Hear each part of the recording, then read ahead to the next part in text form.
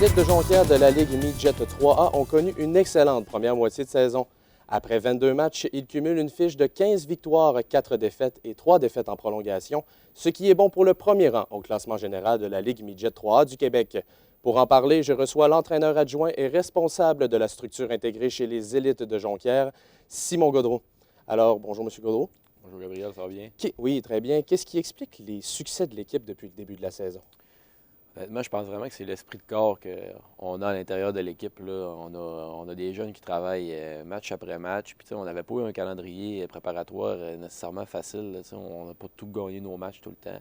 Puis même le début de saison, les 3-4 premiers matchs, il a fallu travailler vraiment fort. Puis après ça, on est parti sur une lancée. Puis tout le monde fait son travail. Tout le monde travaille plus fort à chaque match. Leur préparation est bonne. On a un groupe de leaders vraiment qui est dégourdi, puis qui montre l'exemple, je pense, soir après soir. Puis on travaille excessivement fort. C'est des travaillants, puis ils ont une éthique de travail là, exemplaire. Là. L'année passée, il y avait une situation relativement spéciale avec très peu de stabilité devant le filet. Cette année, on a deux gardiens de but qui sont très solides, qui ont joué le même nombre de matchs et qui ont fait de très bonnes performances. En quoi cette stabilité-là joue un rôle important dans les succès de l'équipe depuis le début de la saison?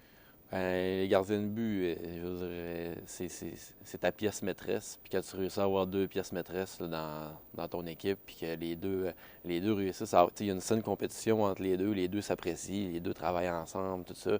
Puis les deux ont du succès, puis ils s'appuient là-dedans, comme je disais tantôt. Là, on a vraiment une équipe incroyable là-dessus.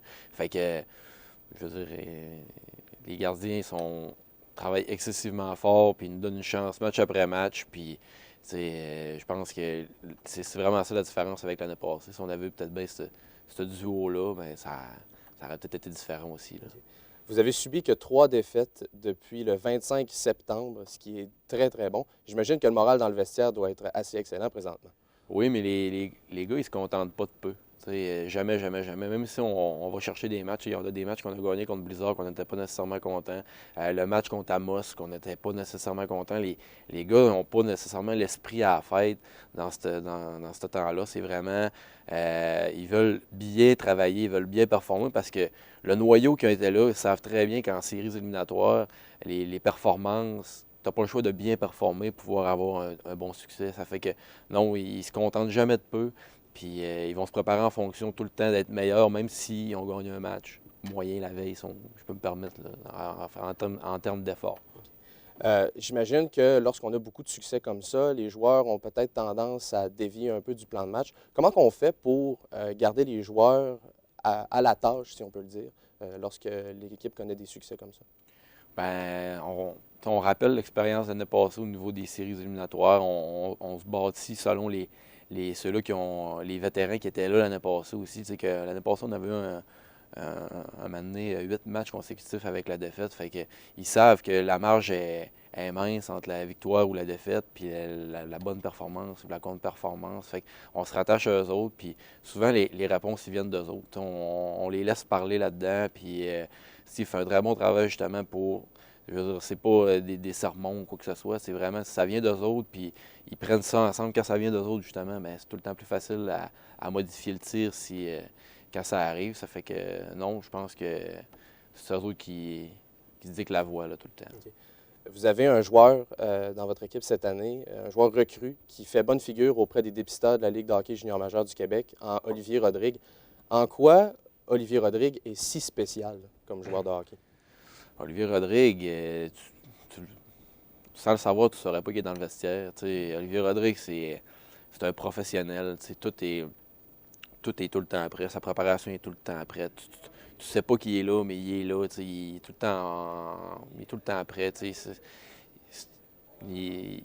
Son défaut, comme je disais tantôt, c'est quasiment ça qui est trop parfait là, dans certaines phases. Puis, je veux dire, il respire le calme, il respire. Fait que je pense que ça l'aide justement à la confiance des troupes. Là. Ouais. Vous êtes responsable de la structure intégrée, une structure qui est là depuis quelques années déjà chez les élites de Jonquière. Considérez-vous que cette structure-là est responsable des succès présents de l'équipe et pourrait être responsable des succès pour les futures équipes des élites de Jonquière? Ben, Oui, puis non, là, dans le sens que, tu sais, les élites de Jonquière, souvent, on est bâti sur un 2 ans ou sur une année ou maximum sur 3 ans, parce que les 17 ans, on ne peut pas en avoir une tonne non plus. Ça fait que, tu sais, je pense qu'il faut s'assurer de l'avenir de l'équipe, de l'équipe, de la structure, dans le fond, pour faire que le cheminement se fasse bien avec les joueurs qui partent du Pee-Wee 2A.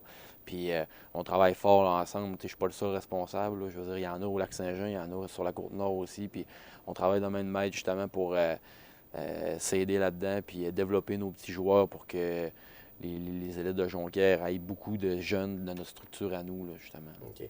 Et rapidement, est-ce qu'il y a des éléments dans l'équipe depuis le début de la saison que vous aimeriez améliorer?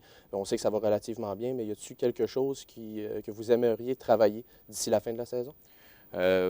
Non, je pense qu'on veut continuer de s'améliorer, justement, puis de donner les jeunes sont réceptifs, ça fait qu'on essaie de donner le plus de bagages possible, justement, parce que notre but, c'est de les préparer pour le junior majeur. Donc, l'objectif, oui, on veut gagner, on veut bien performer en série, puis oui, on veut aller à la coupe, puis tout le kit, mais on veut aussi se faire repêcher des joueurs, on veut qu'il y ait une belle carrière junior, il y en a qui sont en préparation, il y en a qui sont repêchés, on veut qu'ils remontent si on remonté.